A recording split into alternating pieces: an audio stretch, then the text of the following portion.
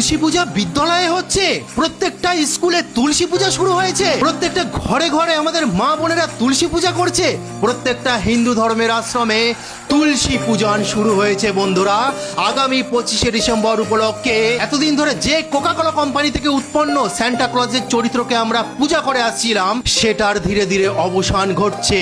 সনাতন ধর্মের একটি নবজাগরণ তৈরি হয়েছে। বন্ধুরা, আগামীকাল সারা ভারতবর্ষ জুড়ে, বঙ্গভূমি জুড়ে পালিত হবে তুলসী পূজন দিবস। যে বৃন্দা দেবী তুলসী মহারানী সর্বমঙ্গলময়ী, তার দর্শনে পাপ নাশ হয়, স্পর্শে শরীর শুদ্ধ হয়ে যায়, জলসেচনে ভয় দূর হয় এবং রোপণে ভগবত ভক্তি বৃদ্ধি পায়। আর এই তুলসী মহারানীর প্রণামে শ্রীকৃষ্ণের চরণের অগাধ প্রেম ভক্তি লাভ হয়। তাই বন্ধুরা, সকলে মিলে ঘরে ঘরে তুলসী পূজা শুরু করুন 25শে ডিসেম্বর, যেটা আমাদের প্রাচীন ঋষিমুনি ঋষিরা বলে গেছেন এবং মহাপ্রভু শ্রী চৈতন্যর বাণী সম্পূর্ণ মিলে যাচ্ছে। তিনি বলেছিলেন, যত আছে নগরাদি গ্রাম, সর্বত্র প্রচার হবে এই হরিনাম। এই হরিনামের মাধ্যমেই বৃন্দা দেবী তুলসী মহারানীর পূজা করুন। স্বামী বিবেকানন্দ বলেছিল, এই পাশ্চাত্য জড়জাগতিক শিক্ষা থেকে যতক্ষণ না আমাদের সমাজ মুক্তি হতে পারছে, ততক্ষণ তারা অন্ধকার আচ্ছন্ন হয়ে থাকবে। কিন্তু তার কথাও মিলে যাচ্ছে, আমরা পাশ্চাত্য সেই জড়জাগতিক সংস্কৃতি থেকে বেরিয়ে আসছি।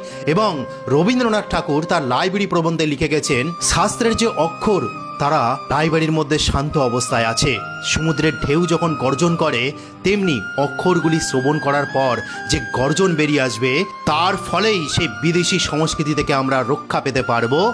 ভারতীয় সংস্কৃতির একটা নবজাগরণ তৈরি হবে। তাই বাংলার মনীষীগণ আমাদের এই পাশ্চাত্য সংস্কৃতি থেকে দূরে থাকতে বলেছেন। তাই ওই চ্যান্টা স্যান্টা থেকে দূরে থাকুন, ঘরে ঘরে আপনাদের সন্তানদের তুলসী পূজা করাতে শেখান, যেটি এই বৃন্দা দেবী তুলসী মহারানী ভারতবর্ষের সংস্কৃতির মধ্যে একটা সনাতন ধর্মের নবজাগরণ সৃষ্টি করে দিয়েছে এই 25শে ডিসেম্বর। তাই নিজের সংস্কৃতিকে বাঁচান, নিজের সংস্কৃতি রক্ষা করুন, নিজের সংস্কৃতি পালন করুন, তারপরে অপর সংস্কৃতিকে শ্রদ্ধা করুন, ভালোবাসুন। তো আজকে বলার ছিল, সবাইকে তুলসী পূজা দিবসের অনেক অনেক শুভেচ্ছা, অভিনন্দন। হরে কৃষ্ণ। জয় বৃন্দা দেবী তুলসী মহারানীর জয়।